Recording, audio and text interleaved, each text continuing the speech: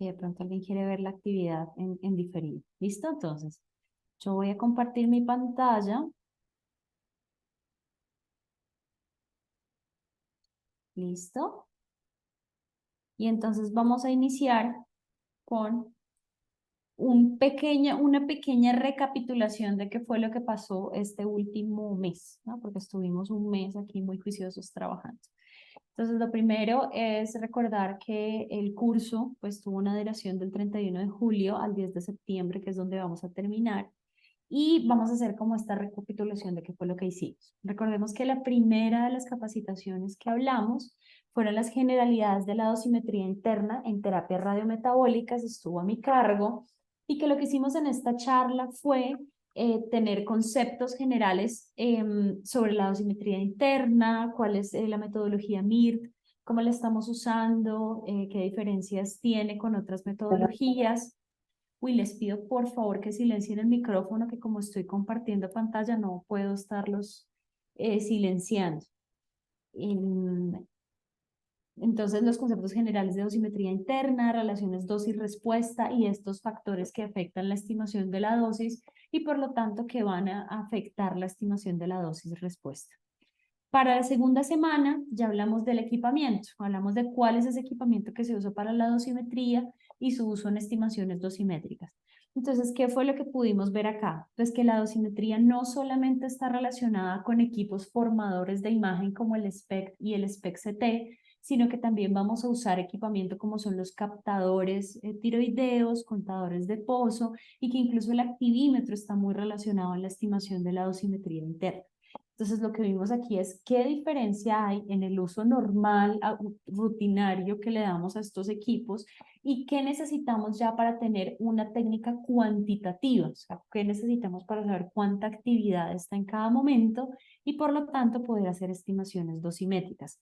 Esta clase estuvo a cargo de la profesora Gloria Díaz, que nos habló pues de todos los detectores, que son un montón, pero que es importante recordar cuáles son las tecnologías relacionadas y por qué esto va a influenciar en los parámetros que se cuantifican. Seguimos después con cómo se hace la calibración del equipamiento usado para dosimetría. Como el nombre de este curso es implementación práctica, pues lo que les presentamos fue formas prácticas de hacer la calibración. ¿Por qué? Porque cuando uno empieza...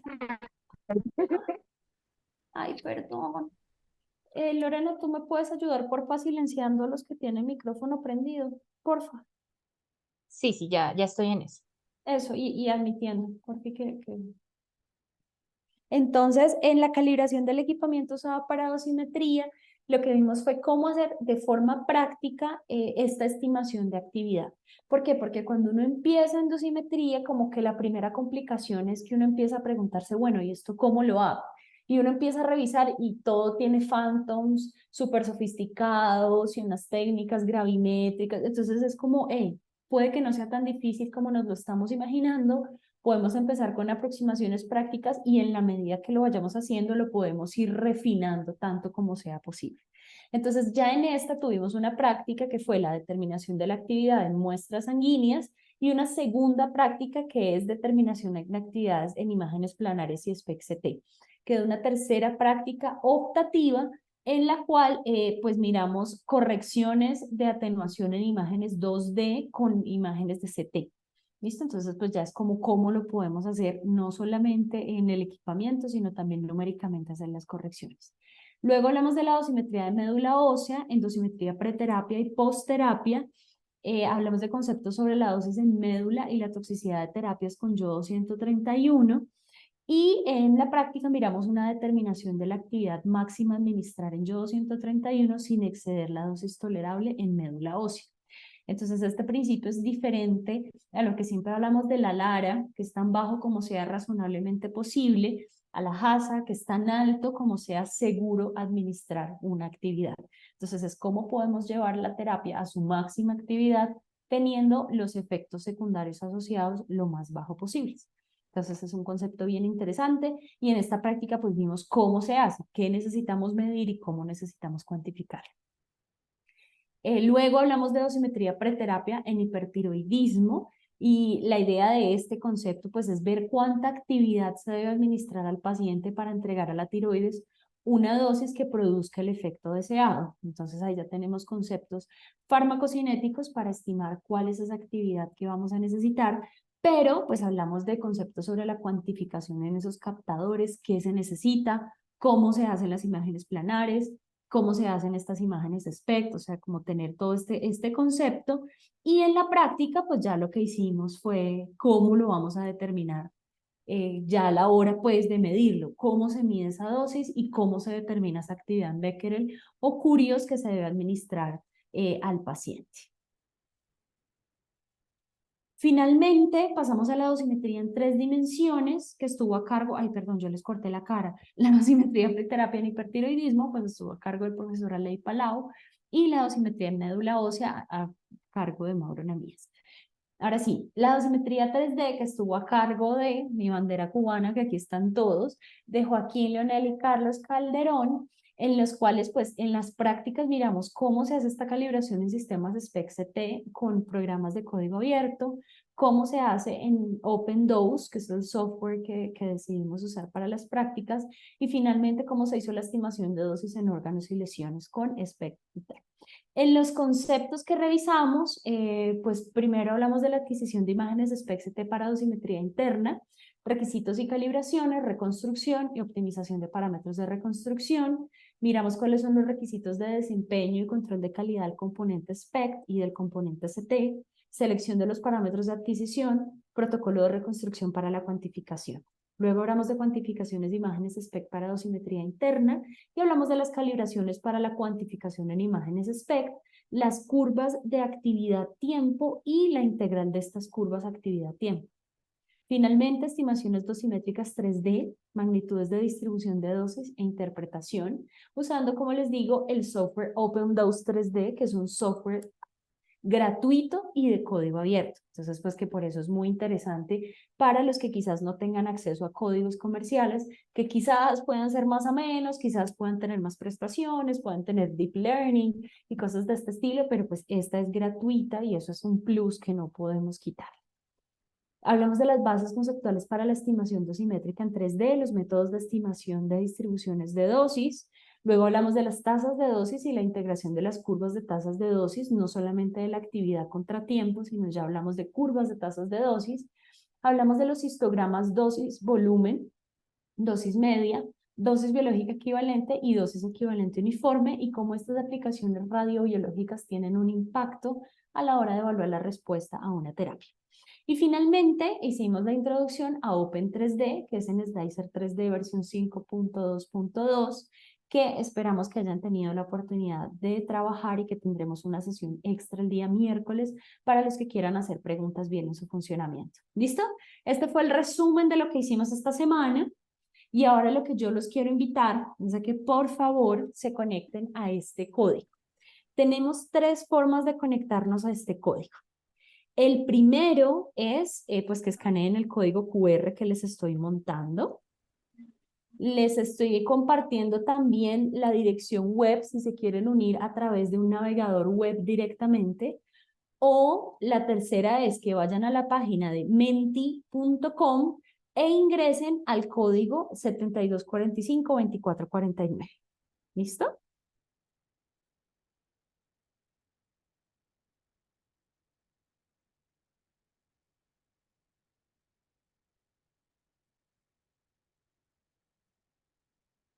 Entonces, por favor, ¿no ven el link? ¿No, ¿están viendo mi pantalla?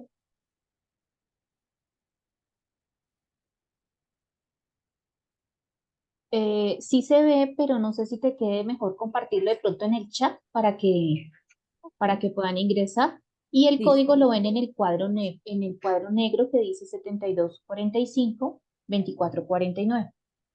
listo. Voy a compartirles el código por acá, pero creo que se fue como imagen. No, Confirmo. ahí ya lo tienes ¿Sí? como URL y otra imagen, pero sí, el primero sí está.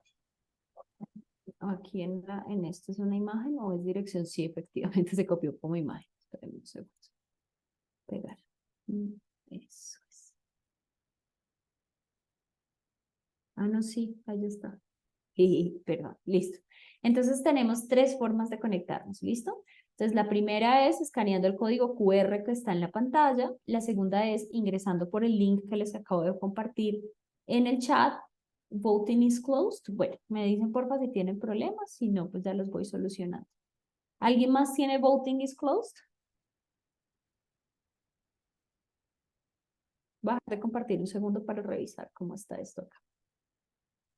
Sí, sale cerrado. ¿En serio? Listo. Entonces esperen un segundo.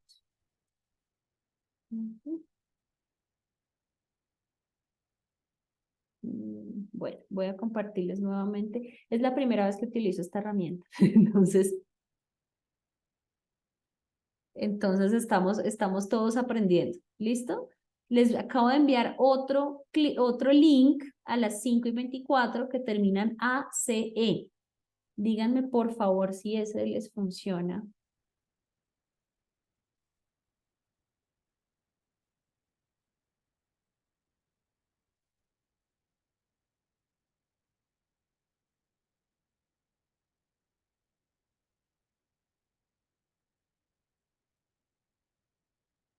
Ay, cerrado también. Perdón, no, es mi primera vez en esta plataforma, entonces voy a tratar de refrescar y volver a compartir. Realmente no pensé que fuera a ser difícil, pero denme un segundo. Y con el código, o sea, los que están enviando están entrando solamente con el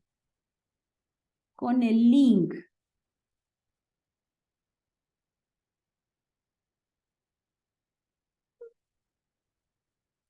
No sé qué hacer, porque aquí esa es la única opción que me dan.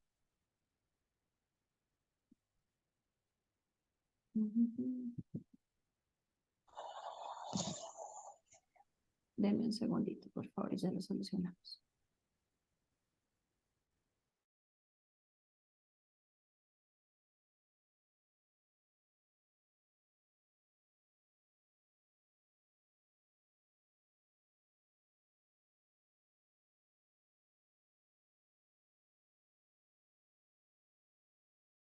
Ah, no, dice que yo les tengo que dar permiso para hacerlo. Entonces, yo creo que es que tengo que arrancarlo.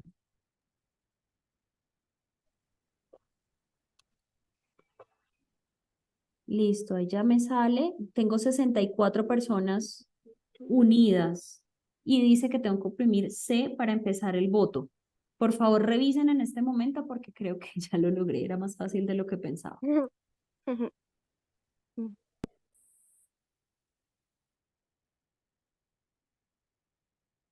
¿Listo? ¿Les sale? ¿Ya les sale la opción?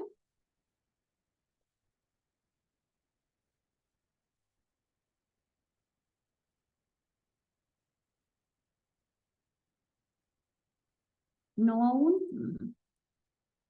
Porque aquí ya me sale. Ay, Dios mío. Vamos a volverlo a hacer porque ya me salí. Espera. Entonces.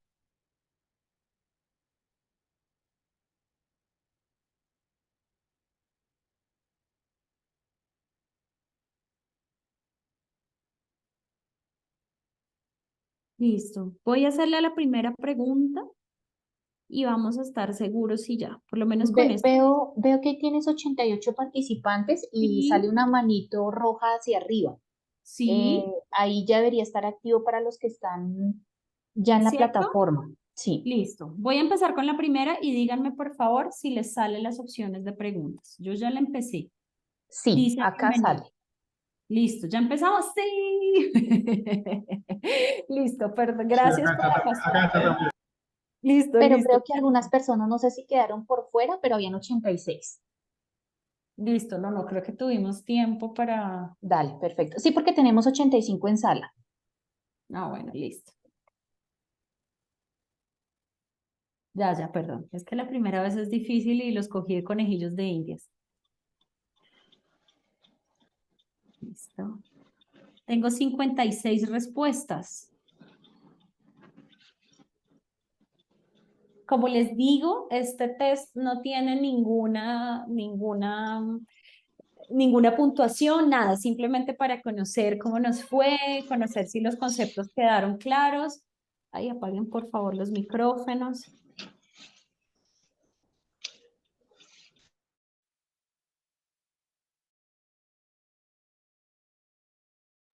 Listo. Entonces, miremos cuál es la audiencia que tenemos en este momento. O sea, de los 85 participantes, si en este momento cerramos la votación, pues vamos a darnos cuenta que tenemos 30 físicos médicos, 10 físicos, 9 médicos, 9 tecnólogos y otro son 5. Entonces, como para que veamos que tenemos un público diferente, que pues si bien la dosimetría llama más a la física médica, pues tenemos varios participantes de otras profesiones, lo cual me parece absolutamente maravilloso. ¿Listo? La siguiente. Entonces aquí les voy a pedir que escriban 3 palabras. ¿Qué lo motivó a tomar el curso? ¿Cuál fue la motivación de gastar estas tardes con nosotros escuchando sobre dosimetría interna en diferentes cosas? ¿Cuáles son esa motivación? En 3 palabras, por favor.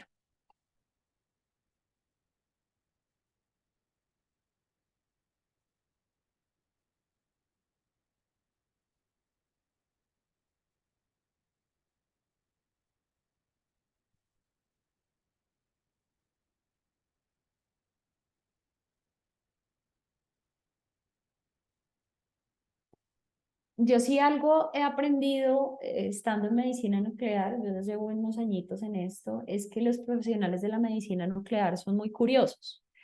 Y aparte de ser muy curiosos, siempre quieren saber un poquito más y no se quieren quedar quietos. Creo que la medicina nuclear tiene un poco de eso y eso me encanta, o sea, eso me parece lo máximo.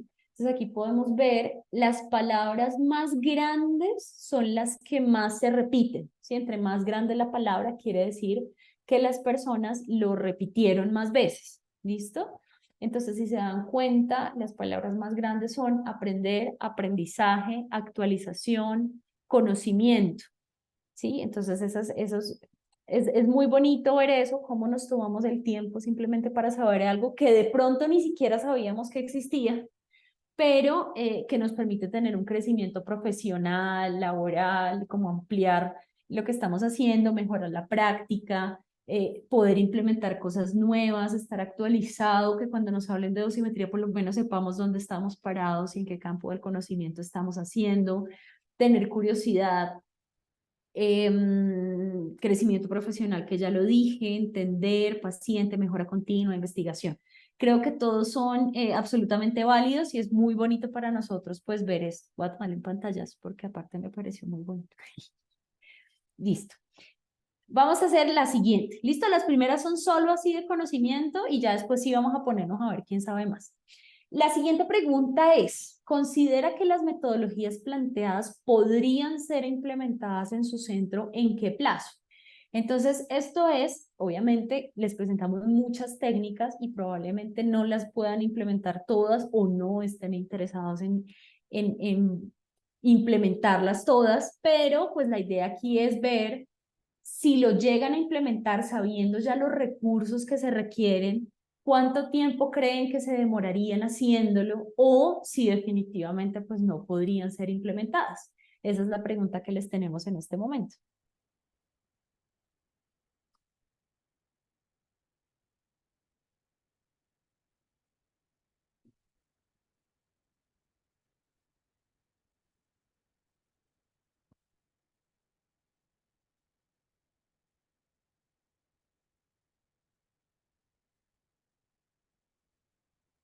Bueno, vamos 39, todavía nos falta la mitad. Les invito a que nos den esta respuesta que no va a ser calificada, no vamos a usar la información de la respuesta, simplemente tiene como un carácter informativo para el grupo de profesionales que estamos trabajando en esto.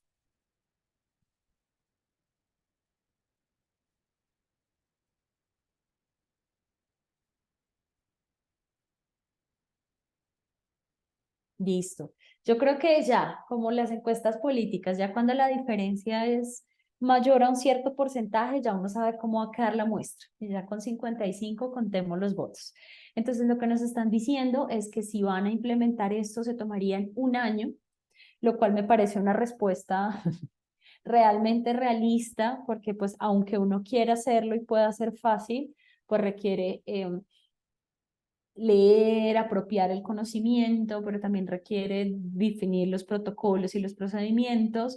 Entonces, me motiva mucho pues que veo que son más los que dicen de la implementación que los que no podrían ser implementados. Entonces, esta respuesta está muy chévere. Esta indica si la metodología presentada es aplicable a su centro. Entonces aquí sí les vamos a separar en 4 puntos. Si podemos llegar a calibrar la instrumentación, si pudiésemos llegar a hacer dosimetría de médula ósea con la metodología planteada, dosimetría para hipertiroidismo o dosimetría 3D. Este es diferente porque la idea es deslizarlo, exacto. Entre más hacia la derecha lo pongan, quiere decir que es más probable que lleguen a implementarlo o que sea más práctico, si se aplica por las tecnologías que tiene. Es una pregunta muy amplia, ¿no? Que tiene muchas variantes, pero pues para que nos cuenten.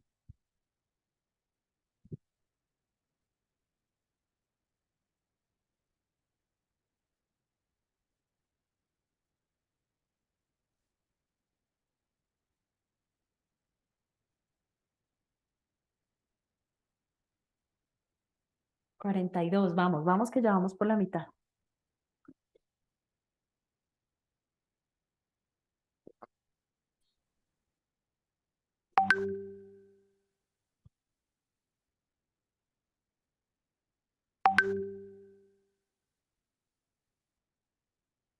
Listo, 57.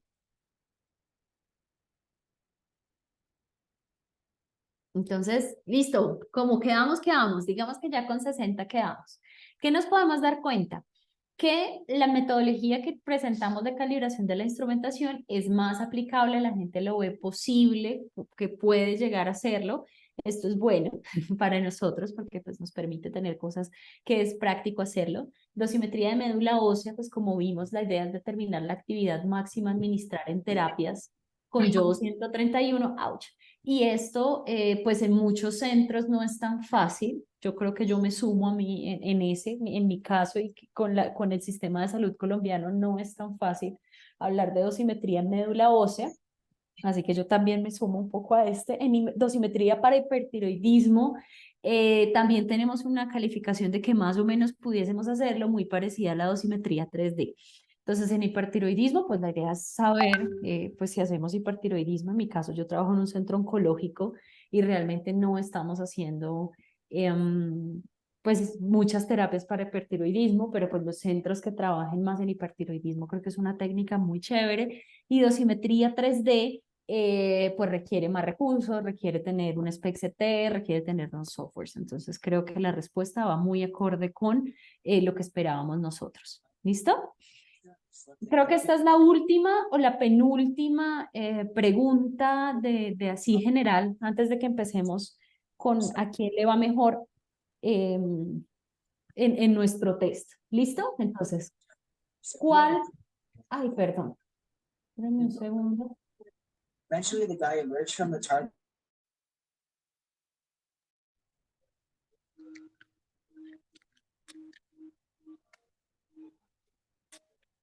Está silenciada, Nata, perdóname, te silencié a todos y te me silenciaste para que abras micrófono. Ah, listo, va.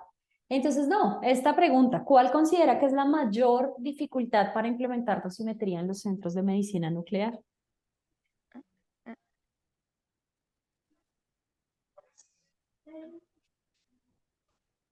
Entonces, las opciones que tenemos son económicas, de recursos humanos. ¿Hay alguien que está abriendo el micrófono después de que lo silenciamos? Por favor. Si quieren hablar, no tengo ningún problema, pero avísenme para quitar, como tengo audífonos, me duele un poquito cuando me hablan así duro. Listo, tenemos 48 respuestas en las cuales va ganando, que la dificultad más grande que tenemos es económica, pero casi igualadita está recursos humanos y entrenamiento. No contar con recursos humanos o con el entrenamiento suficiente del recurso humano también dificulta no poder implementar la tecnología. tecnológicas, que es por ejemplo si quiero hacer dosimetría 3D y necesito un SPECT-CT y no tengo un SPECT-CT, pues tengo una dificultad tecnológica bastante grande. O por el contrario, si tengo SPECT-CT pero lo tengo lleno todo el día de pacientes y se me dificulta hacer toma de estudios adicionales.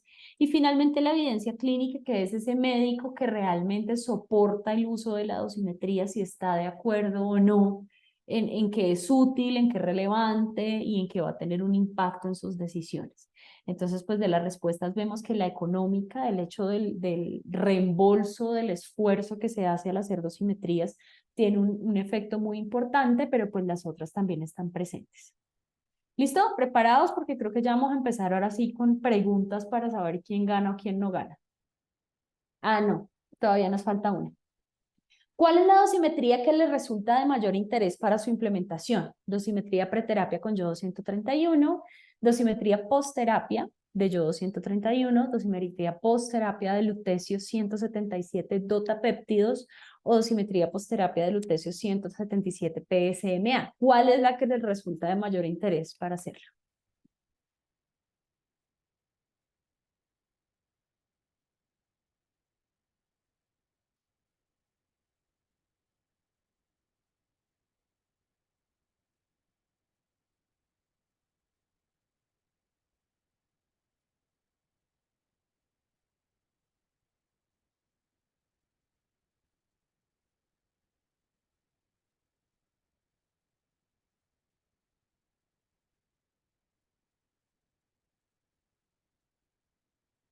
Listo, entonces aquí con 50 respuestas casi podemos ver que la de mayor interés es la dosimetría preterapia de yodo 131, seguido dosimetría postterapia de yodo 131, luego dosimetría de lutecio 177 PSMA para cáncer de próstata resistente a la castración y lutecio 177 dotapéptidos en último lugar.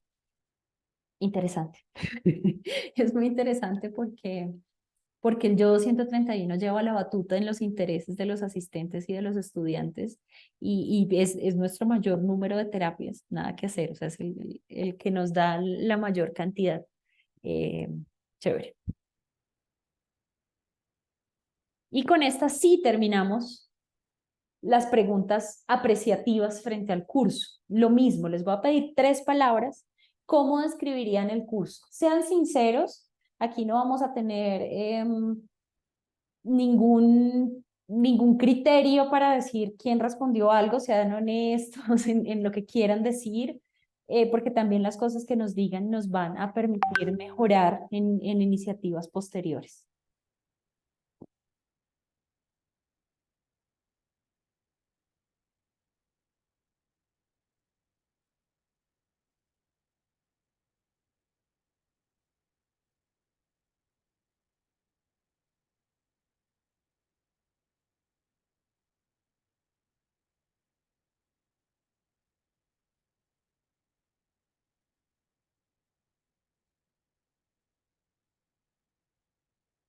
Bueno, quiero creer que no están diciendo nada de crítica propositiva porque todo lo que está es bueno. Realmente uno a veces tiene mucho interés de compartir muchas cosas y a veces en la forma como lo comunica, pues encuentra problemas. Sin embargo, si yo les puedo decir es que la calidad de los docentes que tenemos y el tiempo que le dedicaron y las ganas que le pusieron para poder hacerlo,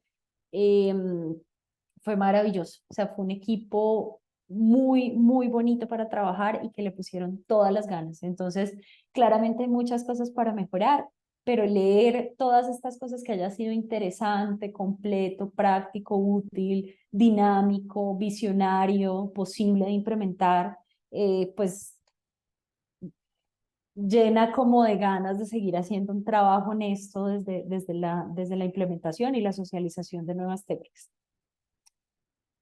Listo. ¿Preparados? Son 8 preguntas. En estas 8 preguntas,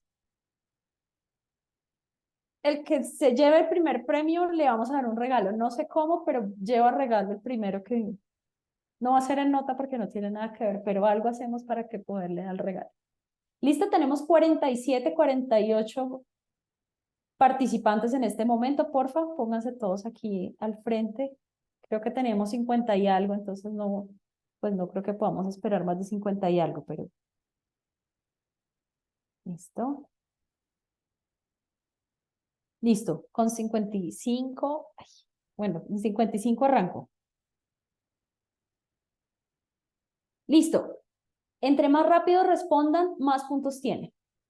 ¿Cuáles de los siguientes pasos no hace parte de la cadena de estimación de dosis interna por radionucleido? La calibración, la adquisición de imágenes, el registro y la segmentación o la simulación de tratamiento. ¿Cuáles de los siguientes pasos no hacen parte de la cadena de estimación de dosis interna?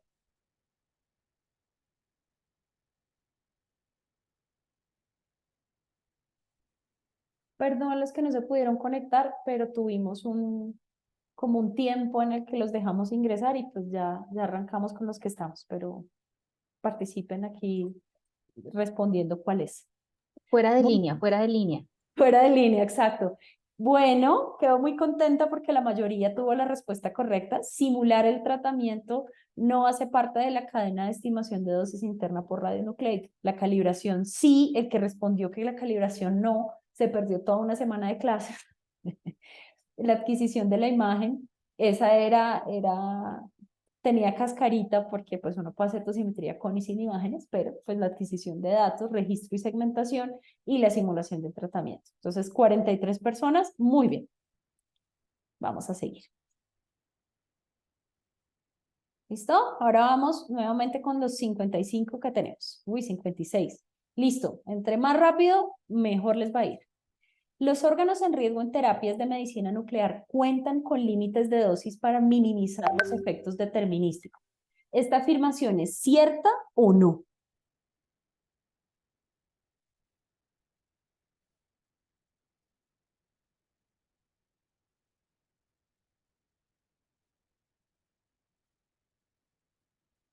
¿Es cierto que tenemos límites de dosis para minimizar los efectos determinísticos?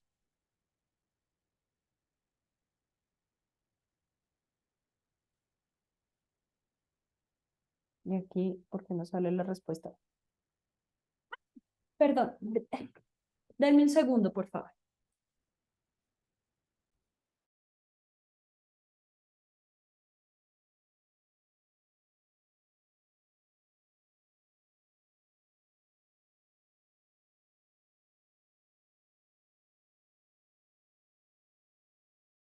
Discúlpeme que tenía una paciente perdida.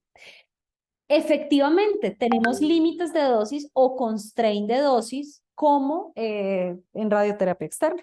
Recordemos que Mauro nos habló que 2 grays, por ejemplo, es el constraint usual y clásico para estimar la toxicidad a médula ósea. Entonces, los cálculos se hacen para no sobrepasar estos 2 grays. Por ejemplo, también tenemos 23 o 27 en riñones, que es muy extrapolado de la dosimetría de haces externos, pero sí tenemos constraints de dosis. ¿Listo? Entonces, 52 personas, muy bien.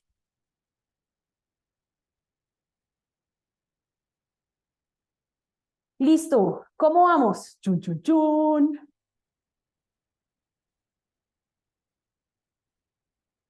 Emelina García Rivas, vas ganando porque has sido la más rápida, pero Iris y Víctor Ramos están ahí muy cerquita.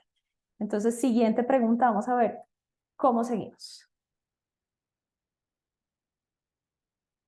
Uy, 58, 57.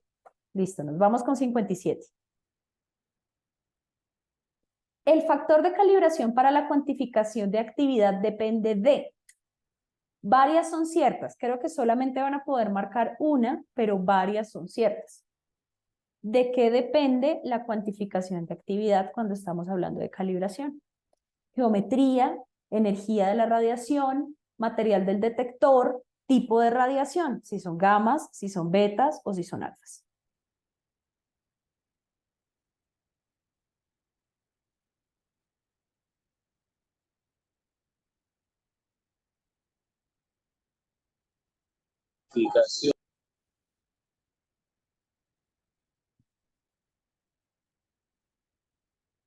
Listo, ya votaron mis 56. Entonces, todas las respuestas son ciertas, porque depende de la geometría, depende de la energía de la radiación, depende del material del detector y depende del tipo de radiación. Así que, maravilloso. No había cómo, aquí es el que quede más rápido. ¿Listo? Vamos con la siguiente pregunta, ya vamos en la mitad, vamos en 4 de 8 y vamos a hacerlo con 57 jugadores. Entre más rápido respondan, mejor les va a ir. ¿Por qué se debe calcular la sensibilidad, o sea, el factor de calibración del equipo para la cuantificación por imágenes? Entonces, o para convertir los valores de cuentas en actividad o concentración de actividad, es un requerimiento para el funcionamiento del equipo, por la seguridad radiológica del paciente, o no es necesario calcularlo en imágenes tomográficas, solo en imágenes planares.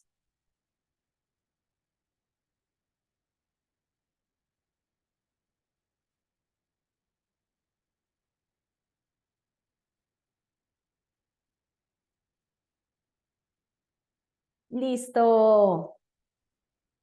Entonces, el factor de calibración lo necesitamos para convertir los valores de cuenta de actividad o en concentración de actividad. Eso es lo que hacemos cuando hacemos dosimetría. Necesitamos cuánta actividad hay en un órgano, en un tejido o en un voxel para saber cuánta deposición de energía hubo. Si no sabemos cuánta actividad hay, pues no vamos a ser capaces de saber cuánta dosis hubo en ese órgano o tejido. Entonces, no es un requerimiento para el funcionamiento del equipo, porque el equipo hace imágenes o toma cuentas por minuto o hace imágenes, o sea, no lo necesita para el funcionamiento, salvo en PET. En PET sí tenemos imágenes semicuantitativas todo el tiempo cuando hablamos del SV, pero pues en SPECT-CT no, por ejemplo. Por la seguridad radiológica del paciente no, porque pues no afecta si la imagen es cuantificable o no, y que sea necesario, sería necesario para cualquier tipo de imágenes, sea tomográfica o sea SPECT. Así que la respuesta correcta es que necesitamos convertir los valores de píxel o de cuentas que tenemos en unidades de actividad. Listo. Vamos a ver si la tabla permanece igual o cambia. ¡Ah! No, cambió. Antonella ahora le está ganando a todo el mundo por solo 30 puntos. Sigue ahí Drásticamente. todavía. Total, ya no veo a Víctor. Víctor, ¿qué pasó? Víctor, no, ya no está. Y tenemos a Luisa Lucchesi de terceras. Entonces cambió drásticamente con estas 4 preguntas. Sigamos entonces con la siguiente. ¿Preparados? Pregunta 5 de 8. Con 56 jugadores nos vamos.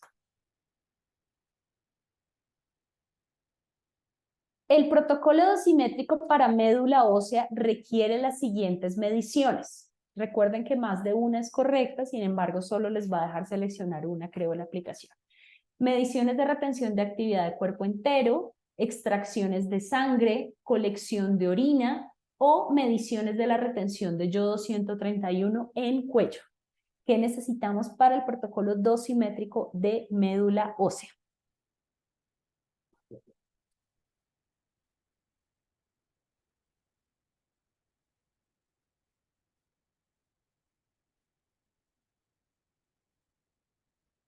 Ay, no, pero no me explotó la respuesta. Listo. Entonces, muy bien, no necesitamos recolectar orina. Bien, bien porque no respondieron eso. Mediciones de la retención de yodo 131 en cuello. Recuerden que cuando estamos hablando de protocolos dosimétricos para médula ósea, generalmente estamos hablando de pacientes de alto riesgo. Y estos pacientes de alto riesgo ya no tienen tiroides, son operados.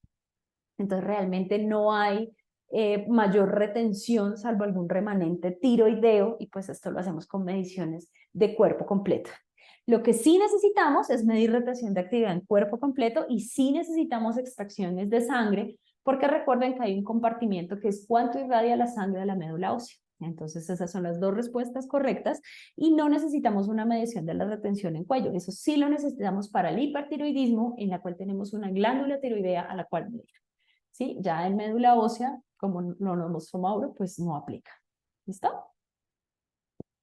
Vamos a ver cómo nos fue, cómo cambió el tablero de puntuaciones con estas respuestas rápidas No, o sea, estamos entre Luisa y entre Iris y Antonella, o sea, están ahí, creo que nadie va a lograr alcanzarlas.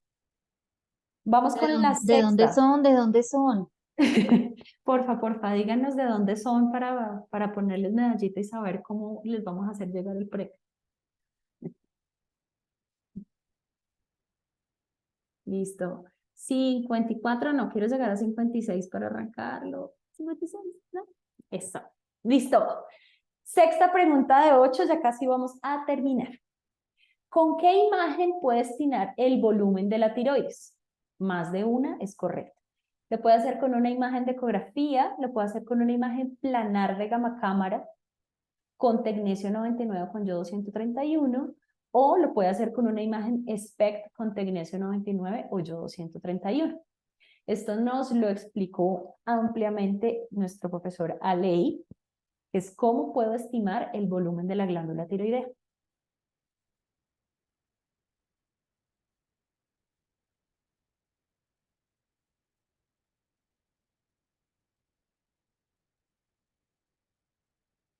¿Falta uno? ¿Falta uno?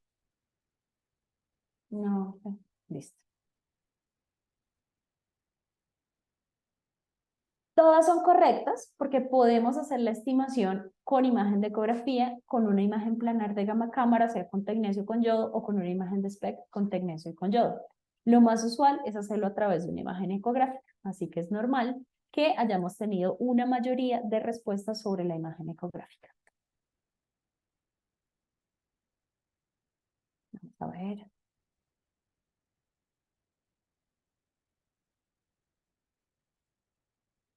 Iris y Luisa Luquesi. Seguimos ahí, pero Antonella perdió un poquito contra JD. Entonces vamos a ver si nos logramos recuperar en las últimas dos preguntas.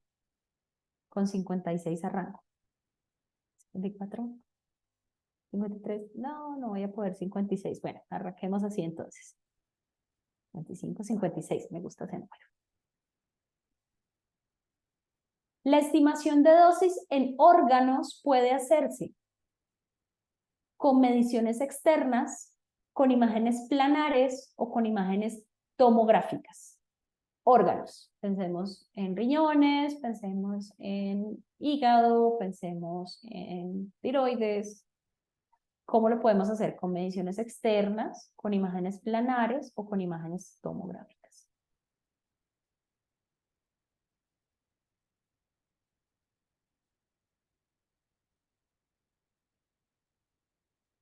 Vamos, faltan 3 respuestas para acabar antes del tiempo.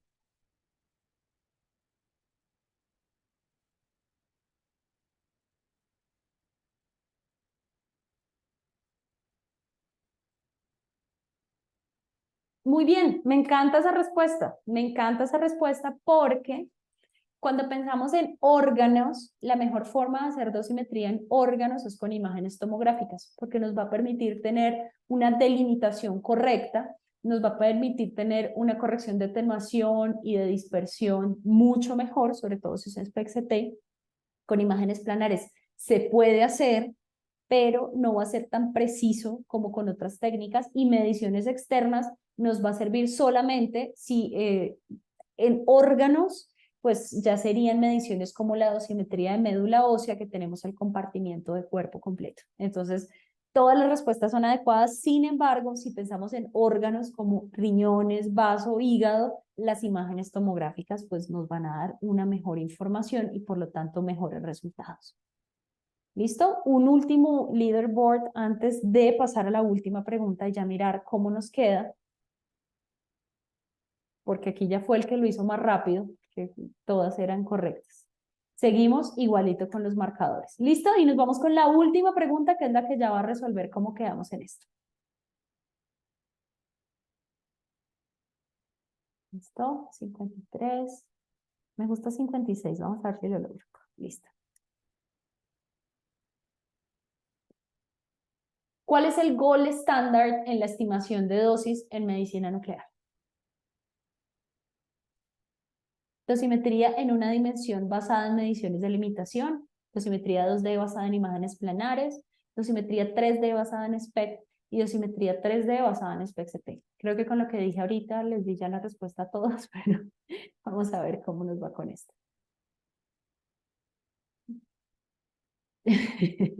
No, no vamos a tener en cuenta correcciones por red de internet. Lo siento, Carla, solamente los que se conectaron temprano pues tenían acceso al link, pero pues ya estamos terminando para ver cómo nos fue. Me hace muy feliz esta respuesta porque el gold estándar, es decir, la mejor técnica disponible que tenemos para la estimación de dosis en medicina nuclear es la dosimetría en 3 dimensiones basada en SPECT-CT. No solamente SPECT, porque el CT nos permite tener corrección de atenuación de una forma más fidedigna y más fácil. Entonces es la forma más fácil y más transparente que tenemos para hacer dosimetría y por lo tanto va a ser la más precisa. La dosimetría basada en SPECT necesitamos aplicarle un montón de correcciones, que el esfuerzo es muy grande, no quiere decir que no se pueda hacer, pero requiere un esfuerzo mucho más grande. La dosimetría 2D basada en imágenes planares, como ustedes lo saben, tenemos solapamiento de órganos cuando se hacen las imágenes en 2 dimensiones y esto va a quitarle precisión y exactitud a la medición de la dosis. Y basada en mediciones de eliminación, pues no es el gol estándar porque solamente va a aplicar para ciertos fenómenos fisiológicos que se presentan. ¿Listo? Entonces, así las cosas. ¿Cómo quedó esto?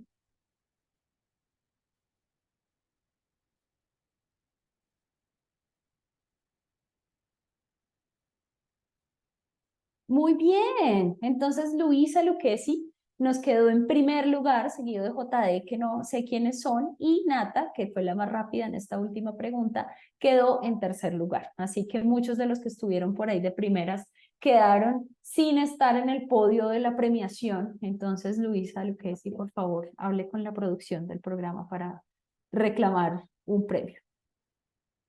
¡Ah! Mentiras, esa era la pregunta. Espérense, No, no, espérense que no, esto se puso exacto. emocionante. Era una simulación de preganador. No, quedó.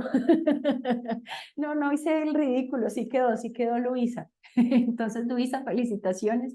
Gracias por haber puesto atención y por haber puesto tanto interés. Con esto tenemos el ganador de nuestro concurso de, del curso de dosimetría. Entonces, ya cerrando con esto, pues nada, que aquí estamos todos los profes si quieren hacer preguntas sobre el contenido del curso o no sé, sobre lo que quieran, aquí estamos abiertos. De todas formas, pues recuerden que vamos a estar pendientes de las preguntas que nos hagan por plataforma y el test no está tan difícil. Si ven que la aplicación era muy bien, es que no la había usado nunca y por eso me costó al principio, pero me pareció interesante. Se llama Mentimetrics. Bueno, ahí ya lo tienen en la página. ¿Listo? Entonces dejo abierto aquí el micrófono por si alguien... ¿Cuánto tiempo hay para solucionar el examen? No lo sé, pero yo me imagino que es suficiente para que lo puedan hacer, pero no estoy segura. Me tocaba hablar con Mariano. Les puedo adelantar que son 15 preguntas y pues son 15 preguntas de selección múltiple muy sencillas. Entonces, yo creo que en media hora pueden solucionarlo, pero pues no sé si les puedan dar un poco más de tiempo. O sea, yo creo que 45 minutos será lo máximo que les den, pero lo confirmo con Mariano porque no, digamos que de ese tema no hablamos.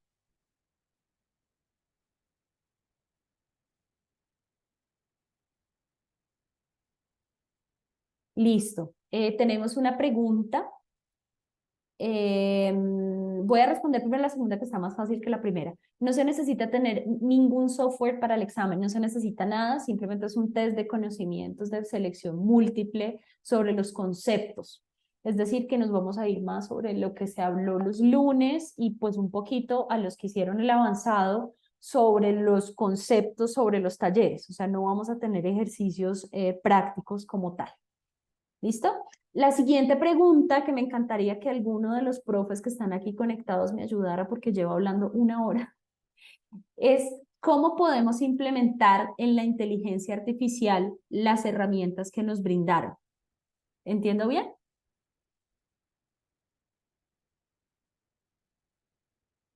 Listo.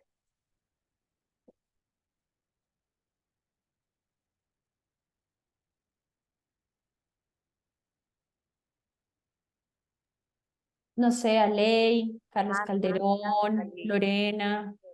Nata, ¿me Hola a todos. escuchas? Sí. Aquí está Gloria. Gloria, Ah, dale. Bueno. Sí, dale, dale. Mira, de algunas cosas que creo que se pueden implementar de inteligencia artificial es para el tema de la segmentación, por ejemplo, de órganos. Herramientas de inteligencia artificial le permiten a usted definir perfectamente algunas segmentaciones y eso ayudaría mucho también para los cálculos de los volúmenes. Entonces, eso podría ser algo de herramientas que se pueden utilizar ahí. Si la persona tiene buen manejo de la inteligencia artificial, también tendría que hacerlo, pero de todas formas, ahí tendría que mirar lo que, porque la inteligencia artificial apenas es un área que está iniciando en el campo de la dosimetría, y uno de los elementos importantes de este campo es tener una buena data. Entonces, en el caso específico para calcular dosis, tendrían que tenerse una data importante de recopilación de imágenes para poder hacer entrenamientos de las redes para esos cálculos de dosis específicos. Pero en cuestiones de segmentación de imágenes y eso es un poco más sencillo y es más fácil encontrar data frente a eso. Eso pues desde mi punto de vista, no sé ya los otros profes qué dicen. Aley, ¿qué querías contarnos? Hola, buenas noches a todos. Lo que acaba de comentar Gloria, o sea, el principal uso que hoy se le está dando a las herramientas de inteligencia artificial es en la segmentación de órganos. Lo vieron en la parte de la dosimetría 3D para la segmentación de los órganos a partir de imágenes CT, pero también, por ejemplo, también otros usos, pero siempre trabajando a partir de imágenes. Por ejemplo, hay herramientas también para generar o sea, para generar los mapas de atenuación a partir de las imágenes de emisión de medicina nuclear, ¿ya? Con lo cual, los equipos que no, o el equipamiento que no cuente con un SPECT-CT, si se hace un SPECT, pues entonces se puede entrenar una red y puede generar las imágenes de CT a partir de esas imágenes de emisión. Pero el principal uso hoy está verticalizado al tratamiento de las imágenes. Ya lo demás, bueno, uno quizás pueda implementar alguna herramienta para el cálculo, para optimizar los cálculos, para agilizarlos, si tiene una data importante de pacientes ya realizados o de estudios que quiera analizar, pero está vinculado principalmente al área o sea, el tratamiento de las imágenes.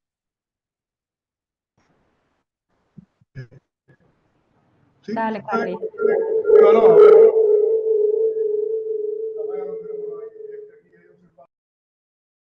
Carlitos, tienes bastante eco. Entonces, si quieres, revisas ahí otro micrófono por ahí y ya te dejo abrir el micrófono.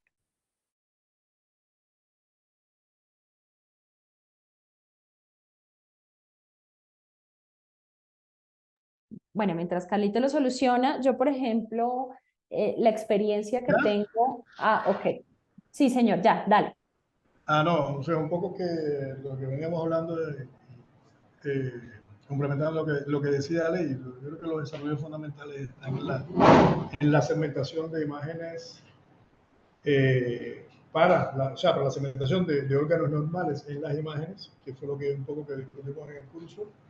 La parte de tumores, pues tal vez no tiene la base de datos que se puede disponer de una imagen de CT para segmentar órganos normales, pero también va hacia ese punto. Y lo otro, bueno, lo que decía Len, de utilizar la reconstrucción en aquellas personas, aquellos sistemas que no tienen PST, que lo disponen de CT.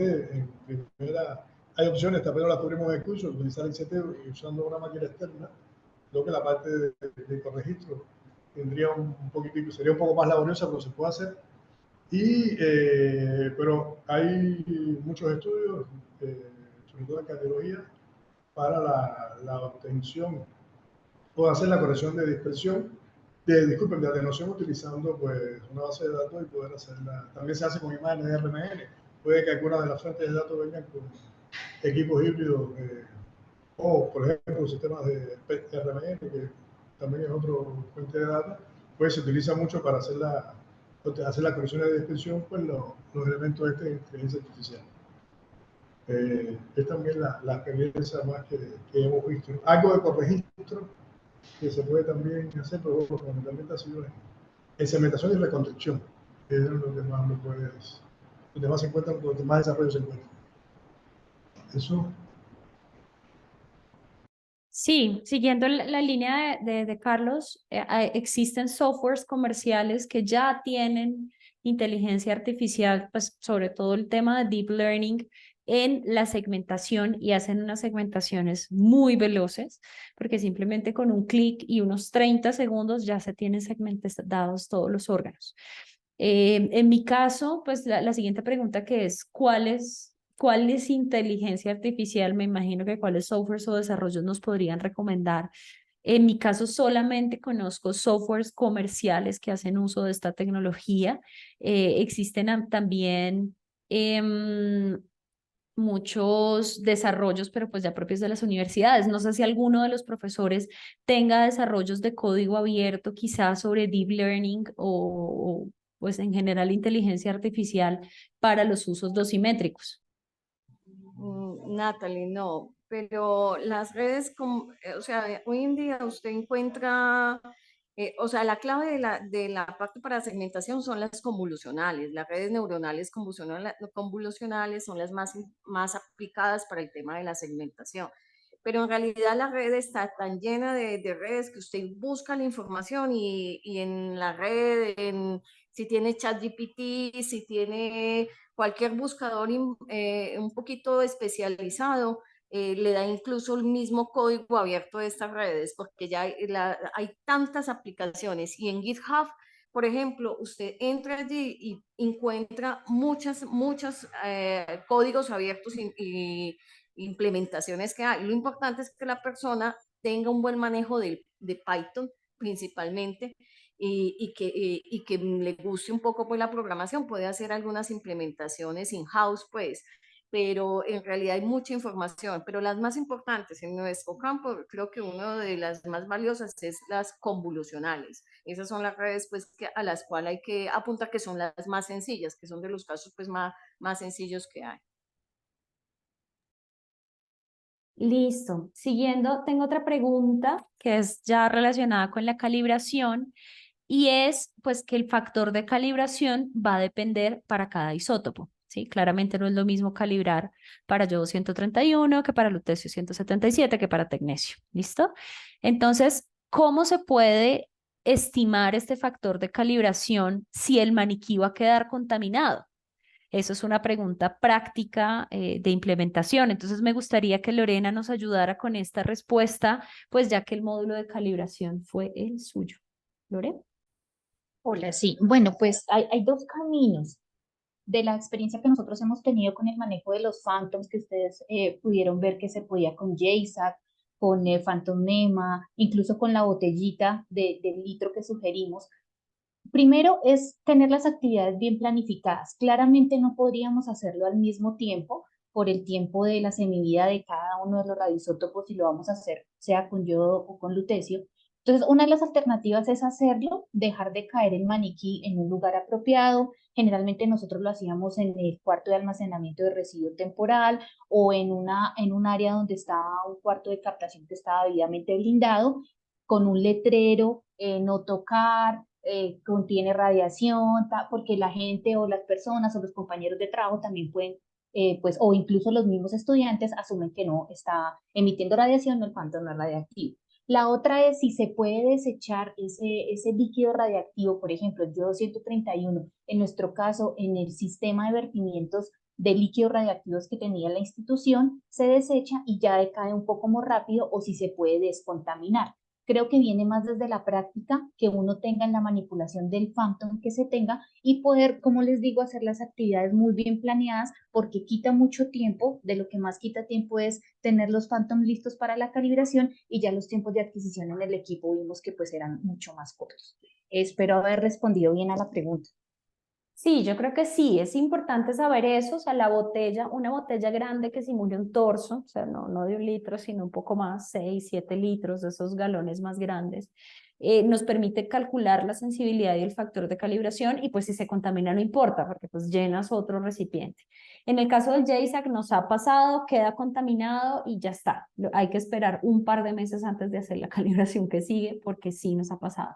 Lo importante es saber que no hay calibración cruzada. Si usaron el maniquí para calibrar yodo, pues entonces esperan un momento, le hacen una imagen y se dan cuenta que no se ve antes de hacer la siguiente adquisición.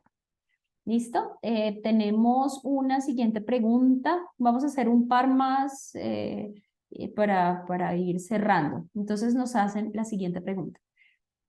Para la cuantificación es necesario saber la sensibilidad del equipo. El cálculo de sensibilidad más exacto es a través de la sensibilidad planar o la tomográfica.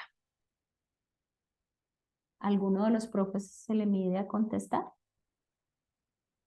Repito, para la cuantificación es necesario saber la sensibilidad del equipo. El cálculo de sensibilidad más exacto es a través de la sensibilidad planar o la sensibilidad tomográfica. Natalie. Dale, por favor. Natalie, ¿me escucha? Sí, Leonel, fuerte y claro. Sí te escuchamos. Ya, muy bien. Bueno, buenas tardes a todos. No, queríamos comentar que la sensibilidad, sobre todo cuando vamos a hacer dosimetría 3D, pues se requiere, o sea, lo recomendable es que se haga tomográfica, que se haga en condiciones lo más cercanas posible a la clínica. O sea, cuando tenemos situaciones en terapias como por ejemplo en las que se usan el tecnecio como subrogé o sustituto para la planificación relacionada por ejemplo con las terapias de radioembolización, se utiliza el tecnecio como para la planificación. Bueno, el tecnecio, como sabemos, tenemos un espectro mucho más sencillo, no tenemos penetración septal, o sea, tiene un grupo de características que de alguna manera se simplifica este proceso de todos los factores que afectan la cuantificación. Sin embargo, cuando vamos a utilizar isótopos en los que tenemos penetración septal, como por ejemplo como yo, que tenemos además la influencia de gamma energía, de energía gamma de alta energía que entra también como dispersión dentro del fotopico del yodo, etcétera, pues lo que se recomienda es que sea en condiciones lo más cercanas posible a la práctica clínica real, en la cual tenemos todos estos fenómenos. Y bueno, para eso, por eso es que se sugiere que se haga con estos maniquíes volumétricos, como por ejemplo con el tanque de JAISA, con el tanque de Carlson, etcétera, de manera tal de que podamos obtener un factor de calibración que esté lo más cercano posible a la realidad clínica, a la práctica clínica. Por tanto, yo creo que la respuesta está ahí, ¿no? En el hecho de que se recomienda para situaciones clínicas particulares como estas que mencionaba, que sea volumétrico y lo más cercano a la práctica clínica. Listo. La otra pregunta también está relacionada con calibración y es, ¿el factor de calibración para la sensibilidad del equipo debe calcularse periódico en el tiempo por el deterioro del equipo o con una vez es suficiente? Bueno, yo aquí voy a intervenir un poco. Le paso el micrófono a discúlpame. Joaquín, que quiere decir algo. Claro que sí. Dale, dale, Sí. profe. Buenas tardes. Bueno, la frecuencia de calibración generalmente hay que tener en cuenta lo que el fabricante recomienda. Eso es lo primero. Si no tenemos recomendación de fabricante, entonces debe realizarse al menos con una frecuencia anual. También hay que tener presente que si hace alguna reparación importante o alguna modificación importante en el software, es necesario también repetir las calibraciones, porque esas modificaciones pueden cambiar los factores de calibración. Si esa es la recomendación. Entonces, al menos una vez al año. Y tener presente que si hay alguna reparación importante o si hubo cambios en el software o actualizaciones en el software, entonces también es necesario repetir las calibraciones. Esa es la recomendación. Perfecto, claro. Lorena, ¿querías decir algo diferente o estaba acorde con? Exactamente lo mismo. El profe Joaquín en una de sus charlas recomendó esa calibración con una periodicidad anual o lo que recomendara el fabricante. Lo que a mí me ha pasado, y aquí hablo desde mi experiencia, es que uno determina un factor de calibración y lo hace anual, pero básicamente lo que termina es validando su factor inicial. O sea, si no hubo cambios ni modificaciones mayores, muy probablemente vaya a dar lo mismo, con una diferencia porcentual pequeña. Entonces, también se puede hacer como un control de calidad periódico para ver que ese factor no haya cambiado, incluso si no ha habido fallas o cambios o reparaciones mayores. Totalmente de acuerdo.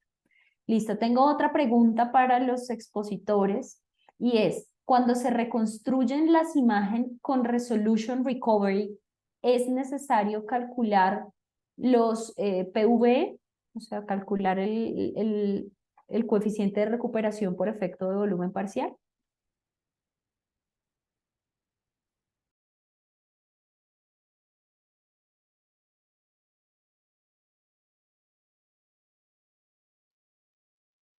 Profe, ¿se le miden o lo hago?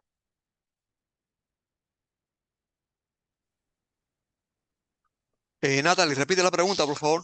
Claro que sí. Cuando se reconstruyen las imágenes con Resolution Recovery, ¿es necesario calcular los coeficientes de recuperación por efecto de volumen parcial? Sí, hay que calcularlo porque el efecto de volumen parcial está asociado a la resolución espacial de la cámara. Si la resolución espacial de la cámara tiene limitaciones y ese fenómeno aparece, está presente independientemente de que haya resolution recovery. Por lo tanto, hay que determinar los factores de recuperación de contraste para corregir por el efecto de volumen parcial, que es una pérdida aparente del contraste debido a la resolución espacial de la cámara, que es baja. Y entonces es lo que produce que ese fenómeno aparezca. Entonces sí hay que hacer recuperación de contraste independientemente de que se use recovery resolution o no. ¿Se oyó? Okay. Sí, se escuchó fuerte y claro, profe. Muchas gracias. Ah, Bueno, entonces, no sé si alguien tenga alguna otra pregunta. Yo les quiero recordar que el día miércoles, para los del curso avanzado, vamos a tener una sesión extra con los profesores de Cuba sobre la práctica de calibración 3D y dosimetría 3D con OpenDose 3D. Entonces, para recordarles e invitarlos a que participen, no es obligatorio, solamente si quieren resolver aquellas dudas que tuvieron. Y todos estos problemas con el software o pues temas ahí de la instalación, pues también los invitamos a que nos comenten cómo están para poderlos acompañar y poder hacer el cierre. ¿Listo? Entonces, el miércoles en el mismo horario, 7 de la tarde, hora Uruguay, va a estar abierto, perfecto, para pues, que se conecten los que tienen dudas sobre el módulo avanzado. Y pues ya agradecerles mucho su atención. Si quieren plantear dudas, pues de una vez aprovechando que tenemos a los profes. Pero pues ya con esto damos por terminado la sesión de hoy, agradeciéndoles mucho su atención y dedicación a este curso. Natalie, un comentario Claro que sí. sobre el encuentro del miércoles. Si quieren enviarnos por adelantado algunas de las preguntas que nos van a hacer, pues tal vez se pueda aprovechar más el encuentro. No sé. Si alguien piensa que puede ayudar, pues que nos envíe las preguntas antes, el que lo desee. Ahí te pregunto, pues como estamos usando solamente la plataforma Classroom, que se revisa una vez al día, no sé si también lo puedan hacer a través de correo electrónico o lo seguimos haciendo por Classroom. No, como sea mejor para el curso, entonces no, lo seguimos por Classroom y lo hacemos todo entonces ese día, no hay problema. No, es que el Classroom es el repositorio como de información, ¿sí me entiendes? Pero pues también puede ser por correo electrónico, es como... Bueno, en las charlas que se impartieron están los correos nuestros. Perfecto. Lo pueden enviar por esa vía, si lo desean, si no, bueno, lo hacemos todo en la actividad, pero bueno, sería también bueno para aprovechar más el tiempo, ¿no? No sé. Sí, perfecto. Entonces ya saben que los profes están disponibles. para ser contactados por correo electrónico si quieren también agilizar el tema de la instalación o del software o de la segmentación o pues de todas las cosas que nos han comentado. Igual estaremos atentos. No hay asistencia porque no, pues no era una clase obligatoria, ahora simplemente si se querían conectar, entonces pues no tiene asistencia, simplemente vernos ya para el examen y desearles mucha suerte y ya. Eso es todo. Feliz noche. Buenas noches. Esta clase la vamos a compartir. Voy a terminar la grabación en este momento.